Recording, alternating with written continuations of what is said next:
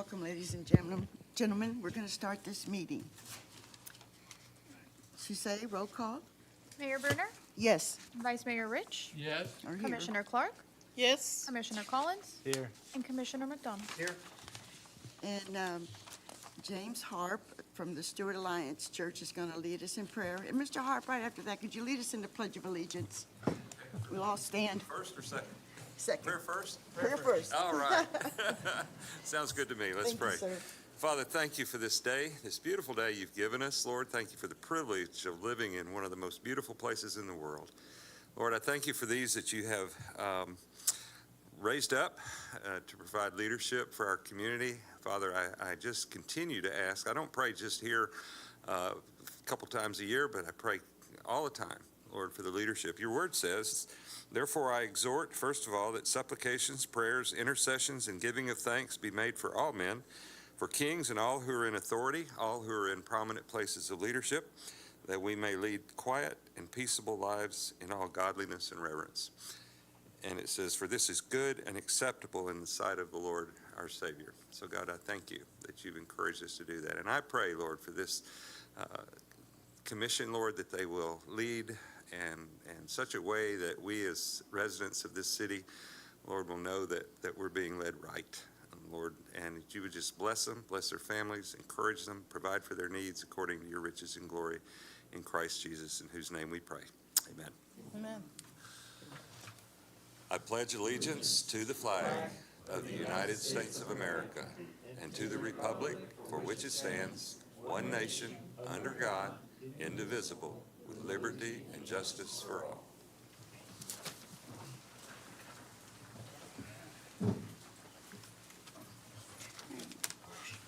Do you have any comments from any of our commissioners?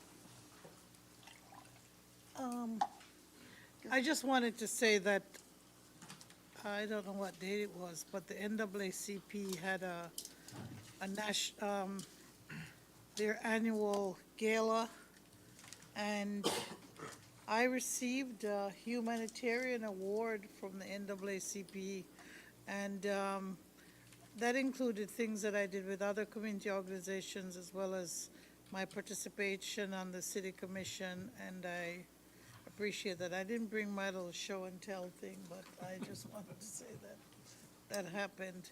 And I want to say also that earlier today, we had a CRA meeting, and it wasn't very long or involved, but the idea is that the CRA has been successful for the many years since 1988, 89, and we just want to continue to work to see what we can do to make things better in our CRA district and for downtown area. I know a big issue is traffic circulation and some of the other things that happen in our downtown area, but I just want to commend our CRA director and for those who are continuing to work in helping to make sure that we do some good planning, and I think we have a lot of opportunity to do some good planning for that area, and I look forward to working with that with our CRA director and our Main Street group and other organizations that really help the city of Stewart to shine. Thank you. Commissioner Collins? you- No, I have no comments this evening. Thank you. No comments tonight. Well, I do. I just wanted to say that if it wasn't for the businesses in our downtown, our little city wouldn't be the little city that it is. It's very important. And that's it.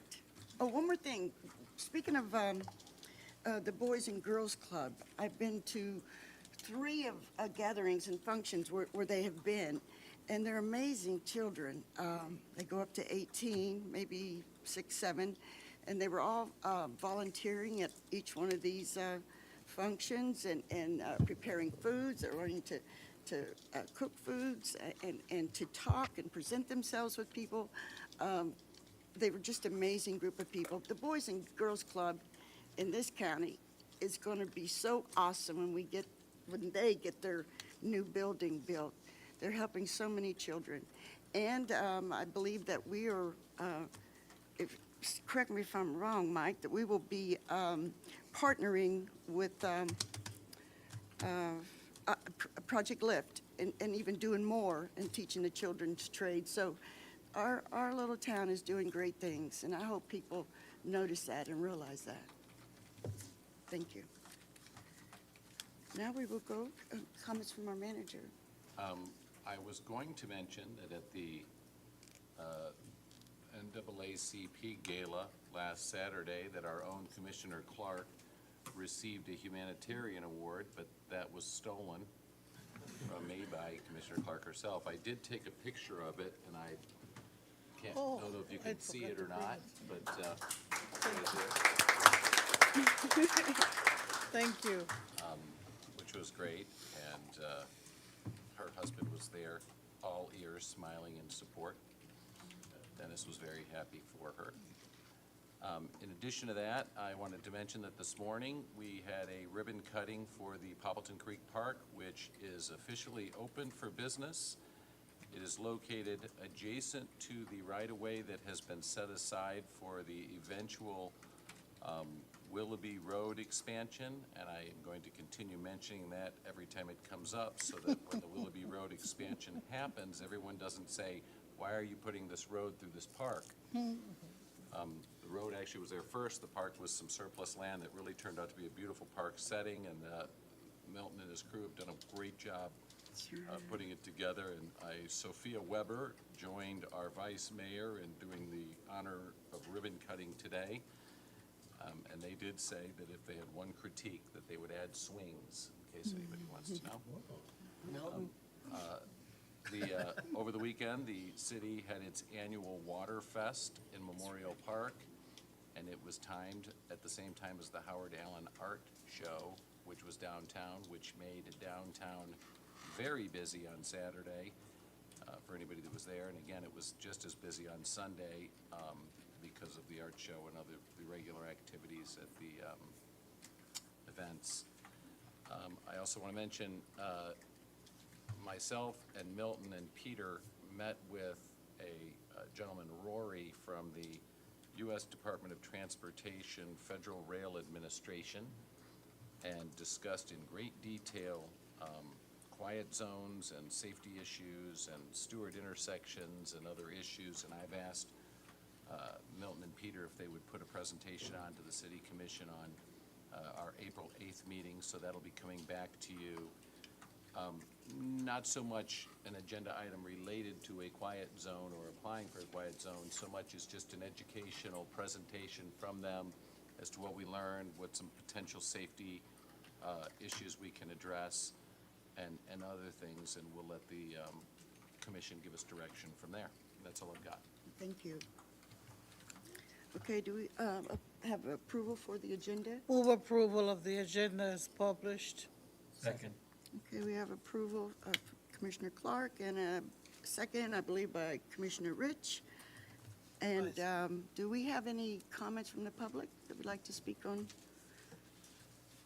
our agenda? Okay, we have none. Roll. Nope. Candace, did you want to speak? Non-agenda items? No. Okay. Oh, good. Oh, good. All right. Roll call, please. Commissioner Bruner, Yes. or Mayor Bruner, I'm sorry. Commissioner McDonald? Yes. Vice Chair Rich? Yes. Commissioner Collins? Yes. And Commissioner Clark. Yes. Okay. Now, I have a few comments from the public. First one is Trevor Sherrod. Welcome, Mr. Sherrod. Sherrod. It's okay, everybody gets my last name wrong. John. Good afternoon, Commissioners, how are you all doing today? I came to the December meeting to discuss with you. My name is Trevor Sherrod. I am an attorney here in Stuart, Florida, but I am also the founder of Miracle League of Martin County, which is a nonprofit that allows special needs children the ability to play baseball. We came on December to kind of introduce the idea to the commission, to explain what we were doing. And I wanted today to kind of give you the update of everything that's been occurring.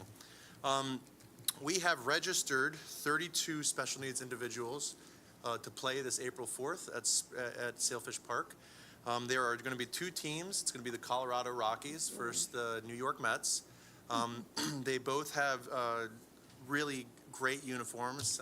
I can't wait to, they're very realistic and legitimate, so I can't wait to see them in the uniforms. We have a mascot now, Homer the mascot. It's this big guy with a big baseball head. He's going to be attending April 4th. He is I. So I will be in the mascot. If you don't see me April 4th, I will be in the mascot. Chief Joseph has been incredible. The Stuart Police Department are also going to be coming out for April 4th. The Stuart Fire Department is also going to be coming out. The Martin County Sheriff's Department is also coming out. The Jensen Beach Air Force, JROTC, will be coming out and doing a color guard and Star Spangled Banner. We have Chef Howard, who is a good friend of mine from high school. He's offered to come out and do some food for everybody. It's going to be an incredible event, everybody. We have a lot of the community is coming forward to kind of be a part of it. We have local businesses have donated, mostly attorneys and legal businesses in the area, but that's just because that's my circle and that's who I talk to. We're hopeful that more businesses will join and support our mission. We are hopeful that some of the commissioners will come out April 4th and be a part of this. It's going to be an incredible time, everybody. We just need some more volunteers, and I'm gonna kind of piggyback off what Mayor Brunner said. This is an incredible city. Our city has done so much for so many people in this community. The special needs community is out there, and we need support, and we need people to show up to support our message and these children. They are looking forward to playing baseball on the 4th, and we currently have only 20 volunteers to run the bases. We need 35. There should be no reason why there shouldn't be more people coming forward to support these children. So I'm just asking to just look us up, Miracle League of Martin County, Miracle League of MC.org. There's plenty of ways to be able to volunteer. Even if you can't run the bases with the children, you can come and just support them. I have some handouts for the commissioners and the attorneys as well. But I'd really appreciate it, y'all, if you just, anybody you know, if they want to be a part of something that's going to be incredible. Because I'll tell you this right now, this first season is just going to be the first season. Sure, it's going to be our starting season, but I can guarantee you the next few years we're going to be huge. And so get behind this. This is going to be a great cause, and it'll be great for anybody that to say, hey, I was behind them the first season, since the first season they started. I remember that. So I appreciate it, commissioners. Please, we would love to have you attend, and all the members of the public, we would love to have you attend April 4th. I hope to see everybody there. Okay, let me ask you one thing. You've accomplished all this in the last 3 months? I haven't slept, Mayor is Brunner. great. I have, and there's way more. There's local businesses. Socially Synced is going to be coming one of the weeks.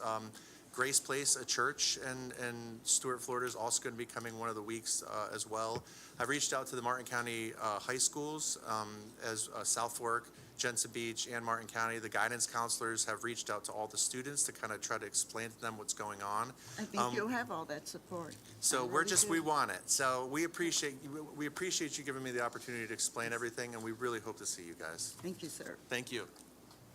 Thank you. Mr. Campani? Thank you, Tom Campani, Mayor, Commissioners. I just want to say that I had a leak at my house, and Peter and his crew responded so fast and worked so hard, and everything was done in a matter of 2 days. So I just think you should know what a great bunch of guys worked there, all of them. For the Maybe record, 6 or There was a 7. water line leak, not a roof leak. He No, didn't no, get no, any privacy. we don't do roof leaks. It was a water main leak, We know or that. my water line leak, and 6 or 7 different people Yeah, showed up at different times, and they did a terrific job. and you were in town. Yes, thank God. But thank you. Good. Okay. Ms. Callahan?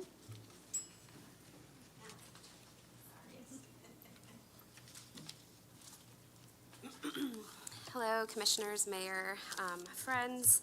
Candace Callahan, for the record, Executive Director for Stewart Main Street. Heard some comments about how busy downtown was. Sorry, not sorry, just doing our job of promoting our great district.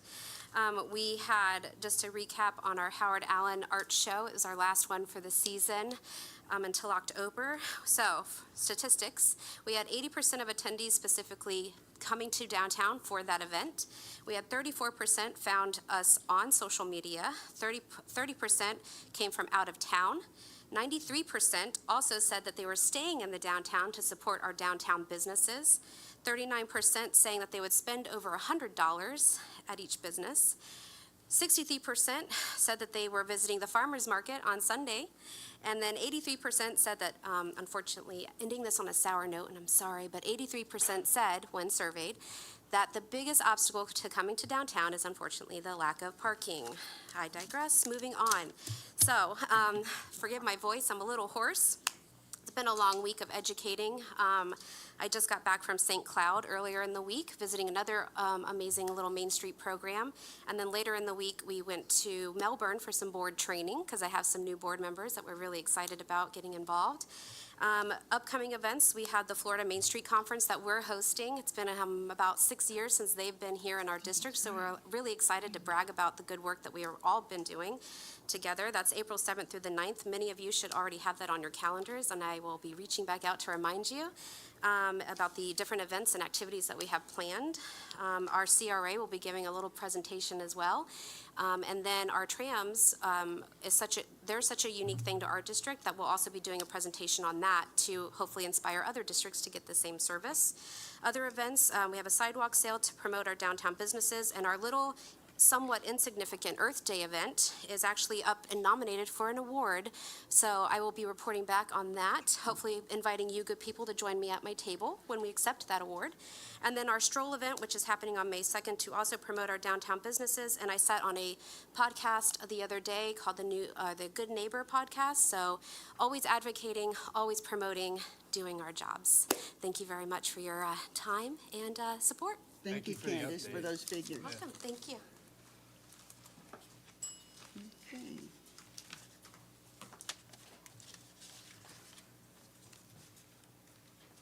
Now, can I get a motion for our consent calendar? Move that we approve the consent calendar items 1 through 8 through 5. Madam Mayor, could we pull item 3, please? Oh, Okay, consent, I want approval for the consent calendar minus number 3. Do I have a I second? agree. Second. Okay, any comment? No comment? Any comment from the public? I see none. Roll call? Board Member McDonald? Yes. Vice Chair Rich? Yes? Board Member Collins? Board Member Clark? Board Member Clark? yes. And Mayor Brunner? Yes. Okay. Would you like to speak on number 3? Yes, thank you. Yeah, I share, so just to clarify what this is, we're just approving for Pinal to go out and obtain bids, correct? Correct. Right. And I share Pinal's frustration. I mean, I remember when the number came before us initially, and it was quite small, 5 or 6, maybe not even that large, and now it's over $12 million. So I appreciate the additional effort here at not an inconsiderable expense to obtain this updated RFP. The only thing I'd like to see, Pinal, is could we see the streetscape without the undergrounding? Just so we have all the information we could possibly have before we make a decision to spend that much money. Yeah, we can, well, whenever they do provide the price proposal, they do by each area. So Seminole Street undergrounding has its own price proposal, and then the undergrounding for Osceola, St. Lucie, and Colorado, and then streetscape. So you will see 3 different price proposal, and all together was 12 million that we But saw in c- the second RFP. But can we also see what it would look like, a visual, shows a picture of what it would look like? Oh, the streetscape improvements? W- We'll do the whole presentation when we bring back the third proposal. The streetscape improvement Right. without the undergrounding? Right, Okay. Yeah. So we'll see an image of that as well? yes, yes. Madam Mayor, if I may. Yeah, Commissioner- Pinal, if I could, well, I think I was actually going the same direction as Commissioner Rich. I would like to see what, not only the street, oh, yep, sorry, thank you. What the streetscape would look like with the enhanced, if we don't underground it on both Osceola Street and Seminole Street, what the sidewalk will look like, because Yeah. what I'm hearing is that on Osceola Street, the telephone poles or the light poles that they would be putting in to replace the wood ones would be so large that would block the sidewalk. And I want to get if you'll have to get with Florida Power and Light to get an accurate depiction of what that would look like, because I think it would be a disaster to block the sidewalks. Correct, yeah. But there would be Many, many fewer reasons. poles as well. What's that? So, yeah, there would be fewer poles as well, I think, with the, but anyway, They yeah, were- let's just get a comprehensive, Mr. Sure, Mortel, yes. Picture. did you And have that's any our goal, to comment? present the whole Yeah, project thank as a you. whole. Mr. Mortel, did you have? Yes, I just wanted for clarification, the agenda item, which is Resolution 31, 2024, is an agenda item authorizing the city to negotiate with Burkhart Construction of West Palm Beach, who was the response to the request for proposals. Will it be coming back to the commission for their contract for the amount to prepare the proposal? That, we have it already in the budget, so we would move forward with the actual price proposal for the construction portion. So this is to actually hire them and Yeah, pay them and then do the whatever current amount? price proposal. Did they tell us a price Yeah, how proposal much yet? is- No, How do that we know? would be something we would negotiate when we start the process. They don't provide that as part of the Then how do we RFP. know it's in the budget? right. It's in the undergrounding streetscape budget that I have Okay. for the overall project. And I wanted to add also that we've said yay, nay, and these figures, but I can't, I think it would be just so much better. We're going to have to, me personally, I believe, to pay this money, hope it's under 12 million, because it's needed. All the big poles and all the work we've done and the beauty and how it will help us, and we don't have to worry about these poles anymore, and all of our businesses in this town. So I believe we need it. But thank you, Pinal, for all you're doing. Well, just to clarify, we're not approving, this is just to approve her to go out and obtain a bid Correct. for price unknown. No, they've picked the company. Burkhart Evaluated. Construction Right. has been chosen. So this is authorizing Pinnell to pay them An unknown amount. to draft a construction management at-risk proposal.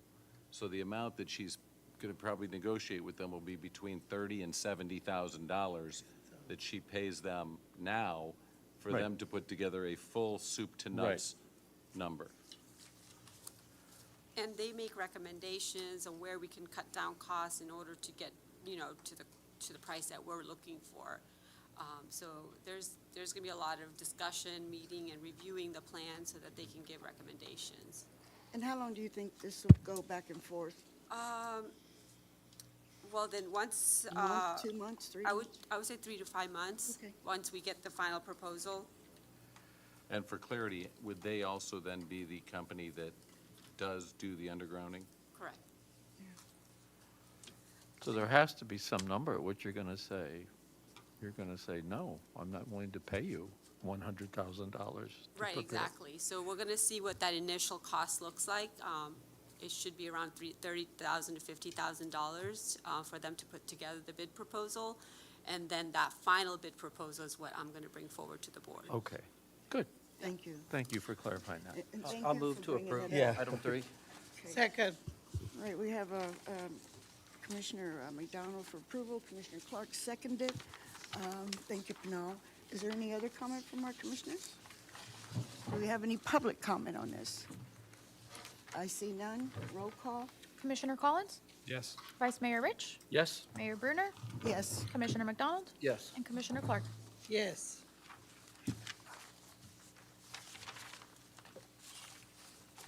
Okay. Commissioner Clark, Mayor, sorry. Mayor, that's the end of the consent agenda. Yes. I just wanted to say for the public and those who may not know, on the agenda, I appointed Aaron Hawkins to be a member of the CRB, and I wanted to publicly thank Chris Lewis, who had been the prior member, I think, for about 4 years, and I appreciate that. That was approved in item number 4. Okay. you. May I just comment? Yes. So I sat through many of those meetings and listened to Mr. Lewis, and I thought he made valuable contributions. He obviously cared about the city, and I'm sorry to see him leave the board, but I know, we've had issues, of course, everybody has talked about the thing, so there might be an opportunity to come back, but he had a really tough schedule, and when he comes, he does participate really well. And, I could, the way that the board was going, if I keep making excuses that he's good, but he could make it to this meeting, or the next meeting, or the other meeting, and I heard from the clerk that he was very good about advising them when he could not come to a meeting, but he did have a lot of scheduling conflicts. 6, authorization to rescind Hudson's on the River Valet parking agreement. And Lee, could you read that for us, please? Of course, Mayor. Resolution number 37-2024, a resolution of the City Commission of the City of Stuart, Florida, rescinding the license agreement between the City of Stuart and Hudson's on the River, LLC, to utilize parking located at north end of Flagler Avenue for the purpose of operating a downtown valet parking services pilot program, providing an effective date and for other purposes. I'll be handling the matter. So the board asked me to schedule this on tonight's meeting. Because it was a contract that was already in place, the only way to put it as an action item was obviously to include it as a rescinding of the contract. The reality of it is that if you look at the resolution, I didn't even put anything in as far as the action the commission was going to take because I wasn't sure what the direction was. As a brief history, when the Roosevelt Bridge expanded to the big Roosevelt Bridge, Florida Department of Transportation purchased all the land for the taking on both the south and north sides of the river. When they were finished with the construction, they offered to sell surplus lands to the city. The city purchased the Sunset Bay area as well as some of this land down here that's the subject of this conversation, as well as some North Point property. Sunset Bay was converted into a marina, and the parking lot on the Sunset Bay side has a reverter clause in it from FDOT that said that the property had to be maintained as open to the public. The City Commission, as part of the approval for the Sunset Bay Marina, agreed that the operator of the marina and restaurant would manage the parking lot, and as a result, it leased the entire parking lot 365 days a year to them to manage as they saw fit, conditioned upon the fact that they could not charge someone to valet park, and it would be remained open to the public under that term. The city then went out when the dailies were, after the dailies did the public referendum for the Pelican Cafe and extended the lease, they turned around and were closing the Pelican Cafe, and Mr. Matakaitis had come forward and entered into a long-term lease with the city wherein he bought out the Pelican Cafe and then agreed to build a new restaurant on the site. And as that new site became open for business, it had turned out that the employees and staff and other people had been parking at the north end of the Flagler Avenue parking lot and then walking the boardwalk over to get to work. And as a result, he approached the commission and asked for a public hearing to allow for valet parking on Thursday, Friday, and Saturday nights. And the city commission, after reviewing the matter, entered into an agreement allowing for the valet parking on Thursday, Friday, and Saturday nights, which has been ongoing since that date. His claim was that if he didn't have the valet, number one, the other employees were filling his parking lot before he could even get customers. And number two, by having valet, he can make sure that there's sufficient parking, just like Sunset Bay has. I don't really have much more by way of information. I know everybody's been down there to look at it. As it relates to complaints, we've had complaints over the years from Sunset Bay pertaining to the valet, or people not knowing that it was open to the public, or actually recently the valet's telling one of the businesses over there that their customers couldn't park there because they weren't customers of the marina or of Sunset Bay, and I had to intervene a little bit and just remind everybody that it was public, and it solved itself in 24 hours. In the instance, in this case, I am aware of an incident where there was a fisherman that wanted to park in the FEC parking spots because the first two spaces were reclaimed by the FEC, and I know the police got called at the point, but he refused to participate, did not want anybody to valet park his car, and did not want to park up further toward downtown where there were spaces available. And I think that was like 3 months ago or so. But other than that, I'm not aware of any other formal complaints. And I know that Ms. McBride mentioned that there was some issues, but I thought she was referring to the same fisherman, or she may have said that she drove down as well and saw the cones. But the cones are probably not there tonight, but they would be Thursday, Friday, and Saturday, unless the commission directs otherwise. Yeah. Commissioner McDonald? Mike, didn't at the same time we did the valet, didn't we change it to 3-hour parking as well down there? I would like to. Yeah, so, sorry, didn't we change it to 3-hour parking as well down there at the same time? I don't know if it was at the same time, but I know that there was a 3-hour parking addition added. But the problem with 3-hour parking is at 4 o'clock, you beat the 3-hour. Because if you park at 4, 3-hour expires at 7. So 4:01 makes you technically not get a ticket at 7:01. And so that kind of has been part of the problem with our 3-hour parking. But, you know, the reality of it is, you know, there's a lot of downtowns that would beg to have enough customers going downtown that they got to have a parking discussion. So, you know, it's however you want it to be. I do have I think I should speak first, because I went to see Mr. Matakaitis, and I think I spoke out of turn. I think I think I owe my commissioners an apology, because this town and these businesses are the most important thing.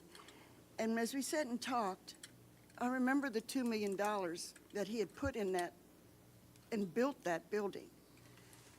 And plus, he pays us about 10 times more than the cafe, and we did. He hasn't broken his contract, his lease. We did agree to those parking spaces. And everybody uses them. It's mixed. You never know when the fishermen are coming and going. And I would never want to do anything on my part that would destroy a man's business. This is a great little town, and we work things out. And I would hate to see us take any of that away from you myself. Have any other commissioners? Madam Mayor, Yes. Okay. I mean, so you're saying that this was brought up by, I think, a member of the public, and you had brought it up too, but I'm not gonna kind of respond to what you're saying now. Unless you wanted, somebody wants to withdraw this whole thing, but before anybody does that, I just have some questions that I just have to want to get out.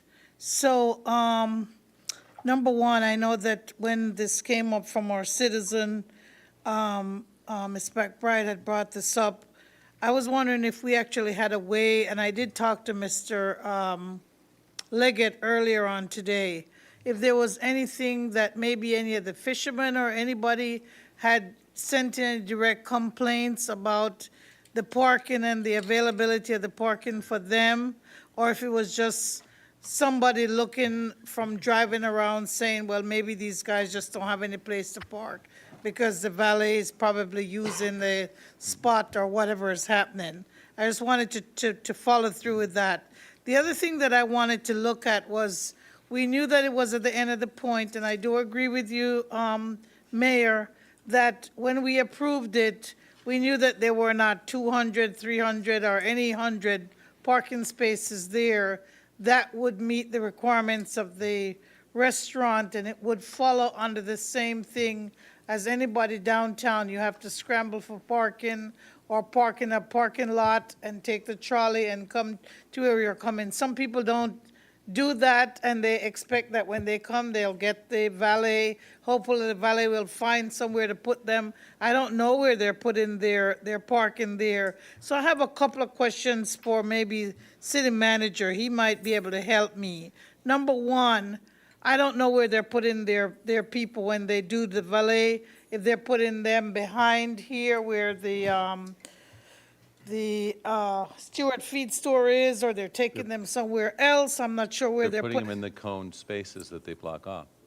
That's all. So they're not moving further away then? They're just staying in that area? Okay, fine, that's good. The other thing is that if there's anything that we can do with the park or with the island that's there where you go around, if there's anywhere that either the city under collaboration or allowing Mr. Manakaitis to create some additional parking spaces, whether 8, 9, 10, 15, 14, whatever. I know that it will cost more money, and I hear the mayor speaking about the money that has been put into the property, into city property. If there's a possibility to restructure something in the park, I know we have the basketball, we have other things, or maybe there's a way to look at it and restripe and work in the area, or to reduce a little bit of the green space in the middle and create something. I don't know if that has been explored fully with Mr. Manikaitis. And then, what else? Reorganize. I wanted to remind us, too, that it's 6 months out of the year and not 12. And I did explore it with Mr. Matakaitis, and originally he had approached the city and offered to build the additional parking spaces, but he wanted, in exchange for his paying for them, to be dedicated to his business. And Mr. Dias and I informed him that because the spaces would be in public right-of-way, that it would be impossible for the commission to dedicate them to him exclusively, and as a result, he didn't seem and has never brought up again the idea of him paying for them. Is there some time, maybe we could look at a downtown grant where maybe the city and him we could get some funds from, I don't know what redevelopment potential there is between whatever Main Street has or Pinal can find, that maybe we could do a partnership. And because it is, it is going to be, I don't think you'll ever be able to say it's exclusive just to him alone, and we need to have it as available, but he could still put in some of the funds. But I don't know where those funds will come from us. Well, realistically, I think you could put like 9 spaces in if you took out the grass area that's in the center of the part that goes underneath the bridge. And in the general scheme of things, the issue wasn't whether or not there's 9 spaces, because up by the Flagler Center and up by where Brian Mass' office, there's parking available. It was the 31 spaces that he had rented to valet in that was the issue. So Right. I don't know if he built those 9 spaces, if you're saying to rescind the valet agreement in lieu of the 9 spaces or what, but I'd be happy to talk to him about it, one way or the other. I wanted to also ask, the railroad station, the railroad bridge, do we have any idea when that will be coming and what side they'll be working on? I know that's going to cause another, It's not going to be, the bridge construction's not going to be terribly impactful as it relates to the parking, just because when they double-tracked through downtown Stewart, most people didn't even notice it. okay. The new bridge will not start construction for some time. They're still waiting to find out what level of NEPA is going to be required. If it's a full NEPA evaluation, when they came forward the first time, it took 3 years of NEPA. They're hoping it's less than that. But even so, it shouldn't impact the parking. They should do everything within their right-of-way, even the construction vehicles and everything. At the end, I do know that there's some discussion with the county about modifying that settlement agreement that they have with the county that requires them to have the 2 parking spaces for the bridge monitors. And FECR and Brightline are requesting that that be released because they don't receive significant benefit from it. And I believe the county is going to amend the contract, but I'm not 100% sure. And if it does, those 2 spaces that are currently dedicated to the FEC bridge monitors could return and then be dedicated to the fishermen. Now, I will tell you that no one has verified that a single fisherman actually lives in Stewart. So, I mean, like when we talk about this dedication of spaces to the fishermen, like they're Stewart residents, I don't know that they are or aren't. Okay, thank you. Thank you, Mike. Any other commissioner? I didn't, I wasn't looking to, in this conversation, rescind the parking agreement at all. My thought process was more, how many of these spaces are, so I appreciate this conversation coming up because I could kind of look at this in a little more detail and see the agreement. And my thoughts are having signage on either side of that line. So whatever that carve-out is exactly, so that to kind of serve 2 purposes. I think it's a little bit nebulous exactly what the problem is beyond just not enough parking down there and at certain times. So with regard to their agreement and just enforcing it so that maybe cones don't drift outside of that zone, having a defined signage on both sides of that, where it says something to the effect of, I almost imagine like at the beach where it's, swim and no swim, but where there's a zone that is valet, that lays out the timeframes when it is valet, and then also, lets residents know that it's free parking. You don't have to be a patron, even at that spot right there, beyond other signage that we had discussed. So it's just painfully obvious what is happening and at what time down there, to where you're kind of above reproach and nobody could say that they didn't know, because to even drive past that and walk past that, you're going to see that signage clearly on both sides of that was going to be my recommendation towards trying to solve the problem. But that was all. No more comments? No, I have a comment. Okay. Thank you. So just before I make my comments, I just want to be clear, because the statement was made from the dais that his agreement allows him to operate a valet Thursday through Saturday. It's actually Monday through Saturday, isn't it? It says item 1, the licensee agrees to provide valet service Monday through Saturday. Has that been superseded by a document that I don't see, or? Well, I maybe just what want is in to, I just effect? want to be clear, then the public knows that he has, and it says, And also, I believe last week or 2 weeks ago, it said that he could put the cones out at 3 o'clock. It's actually 4 o'clock. It was, So- it was always 4 o'clock. Yeah, okay. They said just- they were out at 3 o'clock, but we haven't actually seen them out Okay. at 3.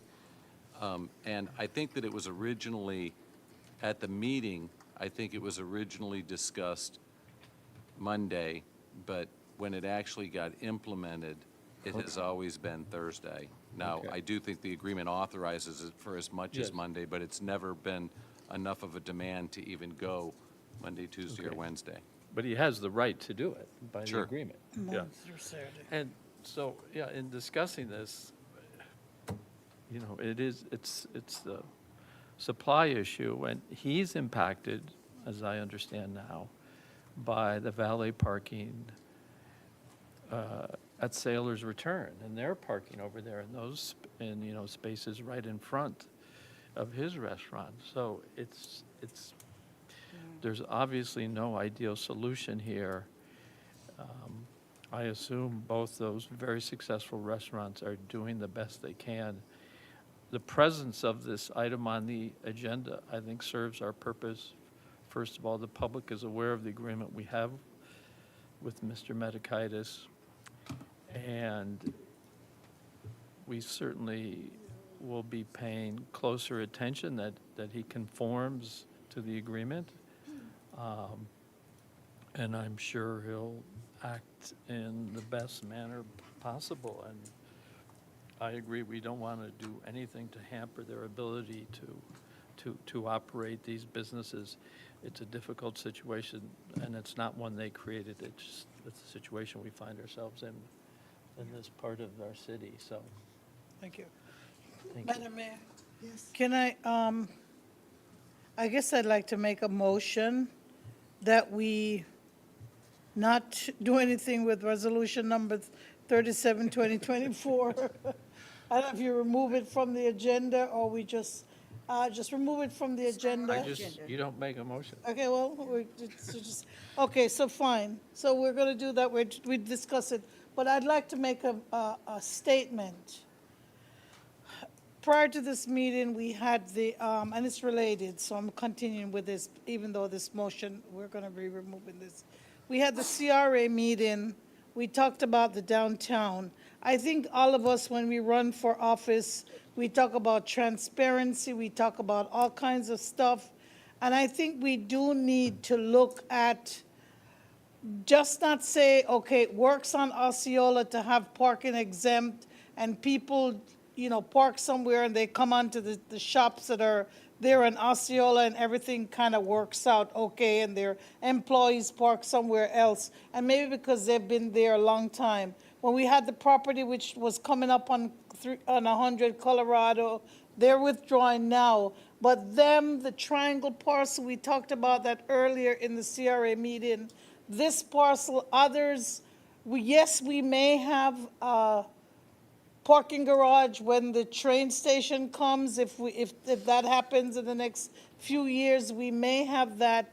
But honestly, we need to be honest with ourselves and look at parking exempt, or what it is that we're doing, and let the people who are going to develop, and let the people who have to drive and be in downtown and work in downtown. We don't want people to leave downtown and say, I'm not going to have my office here because of X, Y, Z. And we don't want people to not come to a business because of X, Y, Z. So we really need to be honest and figure out something and give the people something, whether or not I know that we're working through that commitment with regard to the train station, but there are other areas and there are other things, and we need to have staff look seriously into this matter and look seriously into our parking exempt zones and into zones that could be redeveloped, but they need to have the option and the collateral of a parking garage somewhere else,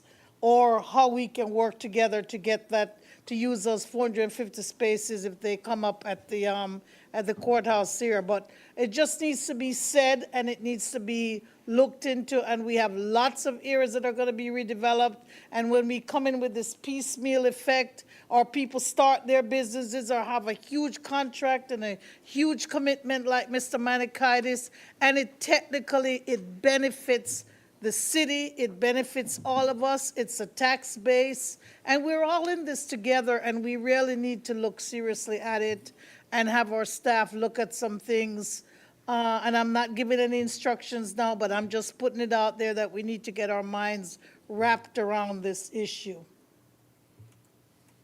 Commissioner Cohen? Yeah, just to piggyback on what you're saying, making sure we're not approving things we can't park and not looking for solutions all around the city to park certain projects and,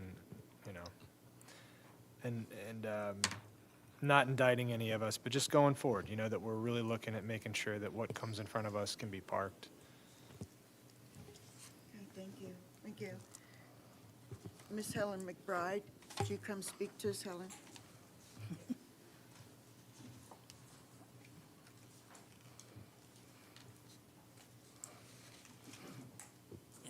Helen McBride, Flamingo Avenue. First of all, you can ask Mr. Leggett, Pete, Jim. I don't know why people come to me with their problems. I'm not the city. I tell them I'm not City Hall. But they do know I will investigate, and if I can help my neighbors, I will. And thank you. You did read the contract, Mr. Rich. And it's their city money. But the one thing is, it says the cones don't go out till 4 o'clock. They're out at 3, not this Saturday, the Saturday before. Now, 3 Saturdays I have come down here. Cones are out around between 3 and 3:15. So if I have a problem at my house or thing, code enforcement's right there, you give me a fine. This man signed a contract. It's not we, the people, who told him to build there. We all like the Pelican little restaurant. He's got we gave him a fantastic deal. That's a fantastic building. He's always going to make money. And as far as the fishermen go, all you have to do, and Mike, maybe you should try this, walk down on the fishing pier and talk to the fishermen and the fishermen ladies. They're the nicest people. That's how I get a lot of my information. I take a walk down there, even though it's kind of painful sometimes. I talk to people, and the people are saying, you all sit up there and you say, oh, we're going to do this, and here's a nice contract. Oh, it sounds wonderful. And then bingo. Now, as far as the valet, and I spoke to you about this, Mike, all you have to do is on that valet parking, complimentary valet parking. Then, not only we the people, but our guests, the tourists, they come down, oh, it's valet parking. I don't have to go into that restaurant. I can go up and shop on Osceola. It's a simple thing, and if they can't put the complimentary, you can just tack a little free valet parking. I know at the doctors I go to, the sign says complimentary valet parking. That's all we're asking. Treat us as their equal. Just because he spent I don't care if he spent $6 million, that was he wanted to do it.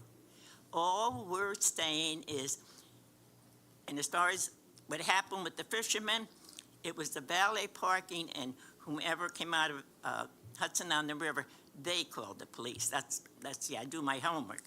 So, it's nice. You can stand up there. I know everyone's running for re-election and give a big speech about you're here for the business. Anyone knows, and you can ask Stuart, I've been here from the very beginning fighting for the business in downtown. So I'm not. But, I don't want to say to people who come up to me and say, Helen, aren't you Mrs. McBride? Let me tell you. And I'll say, well, I can look into it. I don't know what I can do. You should call the commissioners, and that's who they should call. But as long as people approach me and ask me, this thing, like tonight, there was a neighbor on 13th Street that were having some problems, and Peter's going to look into it for them. But I don't know. That's why I'm here, and I'm going to continue. I will fight for the little guy. I don't want to sit up there where you are. I always tell you that. I have more power down here than any of you have up there. But stop, don't belittle us people, that we want our freedom, we want what is ours. Complimentary valet parking, that's all, or like you said, and bring the sign up closer. It's right in front of Hudson on the River. So a tourist will say, oh, you gotta go to that restaurant. But if you brought it up to the beginning of the circle, then you'd say, oh, complimentary parking. And if they want a tip, you can tip. But thank you. Thank you, Helen. Thank you. Okay, I think that,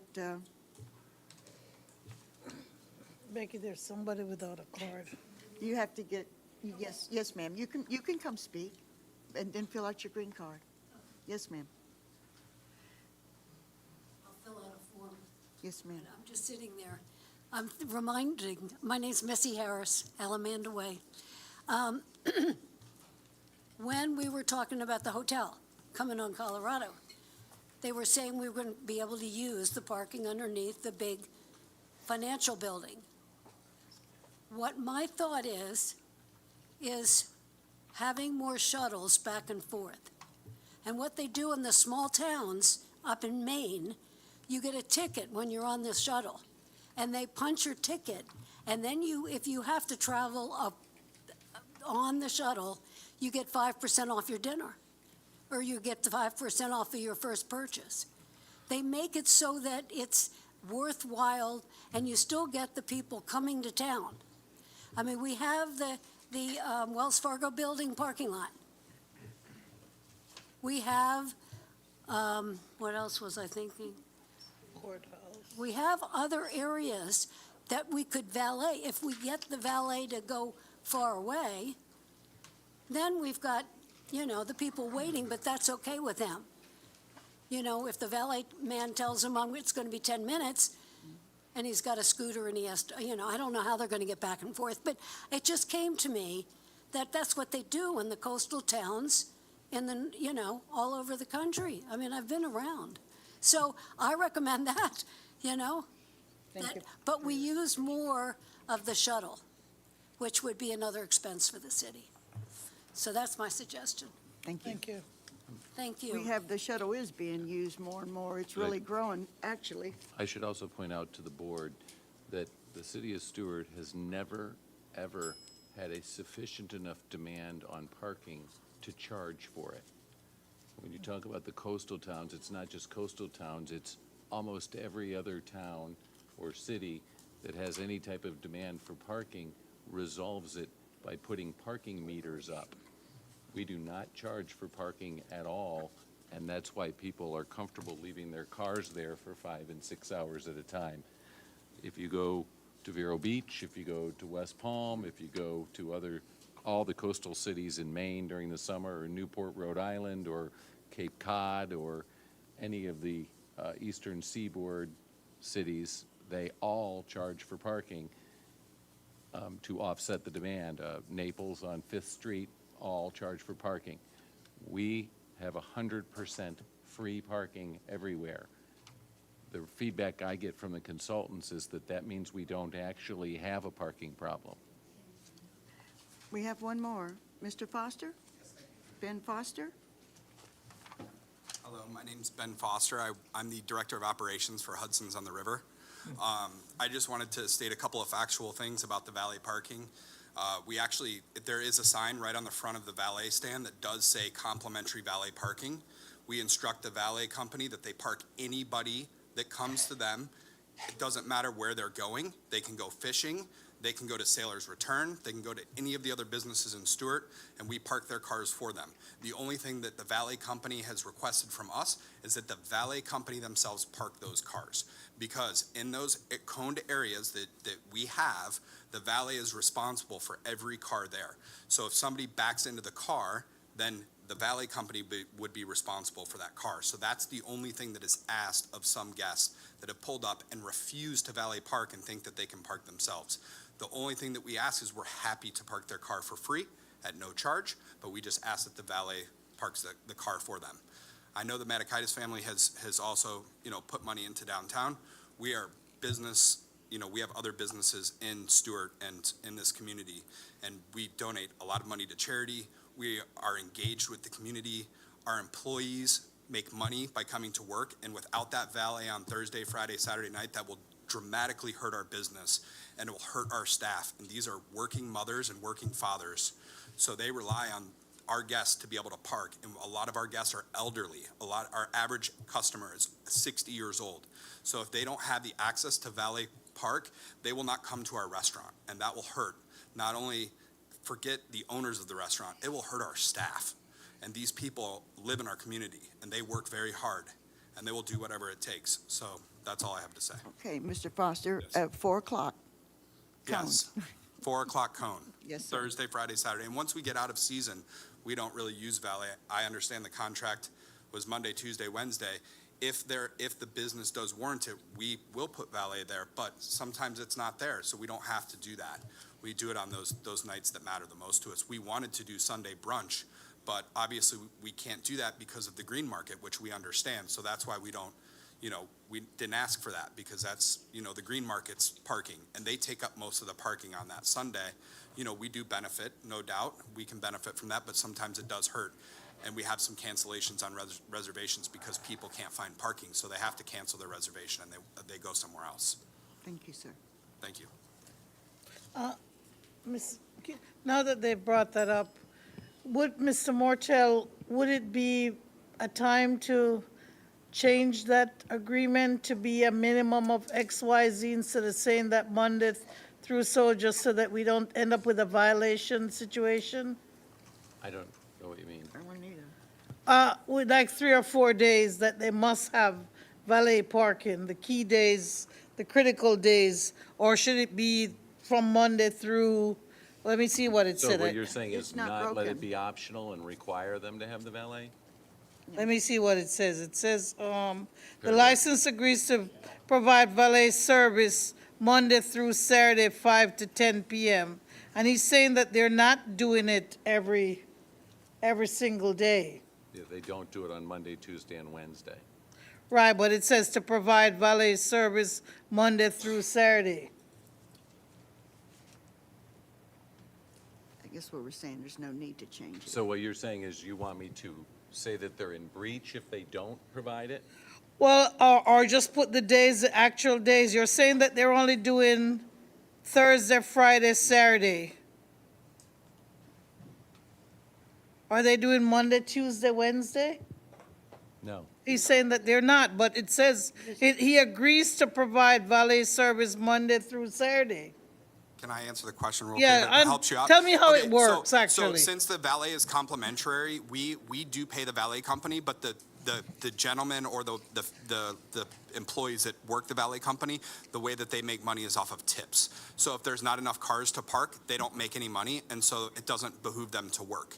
So that's how the valet, any complimentary valet service, that's how it works. So we pay the company to supply the valet, but the valet attendants themselves make tips off of that. So we can do it other days, but it just, we're not as busy and it doesn't require that. I also, if I could chime in, I think what's happening here is Mr. Manikaitis had never had valet before. Ms. Gandhi Sabdes had implemented a parking valet system where City Hall was being used Thursday, Friday, and Saturday nights. All of City Hall out here was blocked off with cones. And so the contract for the City Hall valet was probably what was adopted by Mr. Matikaitis. So when it says he agrees to provide, that was what was being done when the city itself was blocking City Hall off for valet parking pre-COVID. There was no, when the board negotiated with Mr. Matikaitis, I don't think anybody had an expectation that they were mandating that he provide valet parking, even if nobody's there Monday through Saturday. If that's what you're saying, I can certainly talk to him about that, but I was under the impression that the commission was the opposite, that you guys didn't want to have valet parking there and have the cones up every day. I agree. Madam Mayor? Yes, Is there any traction from the others of you to have signage there right at that line that's in attachment A? I'm It's going more to visible? do that anyway. Okay. All right. I see no other comments. Any more from the public?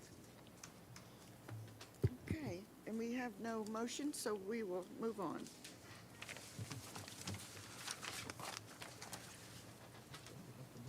Ordinance, second reading, amendments to the City of Stewart's Land Development Code and Code of Ordinances. Lee? Sure, Madam Mayor. Ordinance number 2525-2024, an ordinance of the City of Stuart, Florida, amending Chapter 8 of the City of Stewart's Land Development Code, which is Administration and Enforcement, and amending Part 2, Chapters 2 and 32 of the City of Stewart's Code of Ordinances, providing for the repeal of prior ordinances and resolutions, incorporation into the code, severability, effective date, and for other purposes. And I can take this one. As you recall, last time we were here for the first reading, I reiterated to y'all what we were doing is we were mainly kind of consolidating. We had bylaws and rules and regulations for all of our advisory boards in like 3-4 places. We had bylaws which were not in our code, and we had some bylaws that were in our code. So what I did is I took all of the bylaws and all of the rules and regulations and consolidated them in one place instead of having them in 3 places and some places which it was very difficult for anybody to see. We discussed that last time, but since the first reading, the Florida State Legislature passed a new law, and it's House Bill 601 and passed the Senate as well, and it amends Florida Statute Section 112-533. And in this amendment to the statute, it was the intent of the legislature to make the process for receiving, processing, and investigation of complaints against law enforcement or correctional officers and the rights and privileges while under investigation apply uniformly throughout the state and political subdivisions. So they were trying, I guess there were too many various laws and setting up of advisory boards like we had that they wanted to apply it uniformly throughout the state. And the bill and the statute will become effective July 1st. The bill will prevent us from adopting or attempting to enforce any ordinance related to the receipt, processing, and investigation of complaints of misconduct of law enforcement. And so part of our Code of Ordinances had to do with the Stewart Independent Review Board. And so what we had done is, since the first reading, I did not discuss this with you in the first reading, but since then, this was passed March 7th. And like I said, it becomes effective July 1st. But since we're amending this part of the code anyway, we went ahead and removed the sections of our ordinance that deals with the Stewart Independent Review Board, because it will be, we won't be able to enforce it as of July 1st of this year anyway, so. So it just eliminates the Stewart Independent Review Board? Correct. I'll move for approval. Second. We have a motion for approval, second by Commissioner Clark. Any comments? Any comments from the audience? Anyone want to speak on this? I see none. Okay, roll call. Commissioner Clark? Yes. Mayor Brunner? Yes. Vice Mayor Rich? Yes? Commissioner McDonald? Yes. And Commissioner Collins? Yes. Okay, we are at, the applicant has withdrawn for 101 South Colorado Restaurant, rezoned to urban plan unit development and site plan approval. So that is it. No first reading. Any discussion, deliberation? We don't have any. This meeting is adjourned. Thank you, Mayor. Thank you, Madam Mayor.